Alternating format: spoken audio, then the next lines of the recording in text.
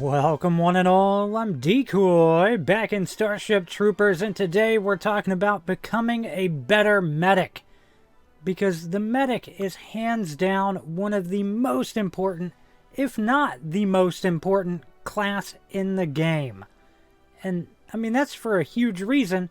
They can help save you lives and keep you in the battle longer, which can completely turn the tide to your favor and make the difference between winning or losing. Now, getting into this, I'm going to be honest, it doesn't really matter what weapons you run. I'm going to leave that completely up to you. But what we do want to focus on is your utilities and perks. So, honestly, the thing you absolutely should be running is the First Aid Stim Fabricator. Unless you're part of a much larger group where you can strategize what everyone's running, you should definitely be running that. It is an absolute game changer. I mean, you do have the heal beacon in here, whoop-de-doo in my opinion. Of course, there's also the Speed Stim Fabricator, which I have seen people running, but honestly, it's nowhere near as important as, like, First Aid. Then at the end, you have a neat little drone, which honestly, I'm not sure if I'm going to keep running this one or not, but I've been playing around with it, seeing if it would help keep me alive longer, because that is one of the most important things about being a medic. Don't die, revive other people.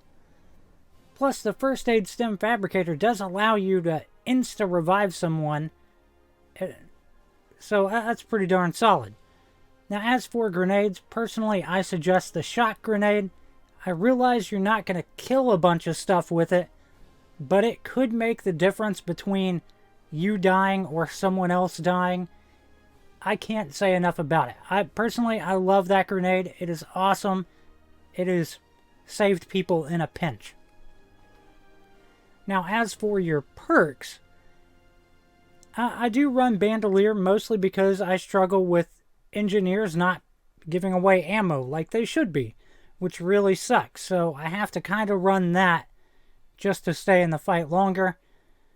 Now, of course, running this next one, pretty neat just because you can revive people at a distance in case you don't have any more drones left. Of course, I had to give up being able to run extra utilities because of that, but whatever. And then finally right here, you definitely want to run this.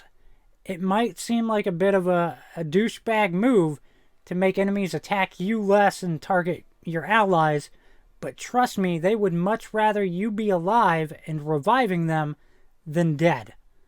So, can't say enough about that. You should definitely be running that.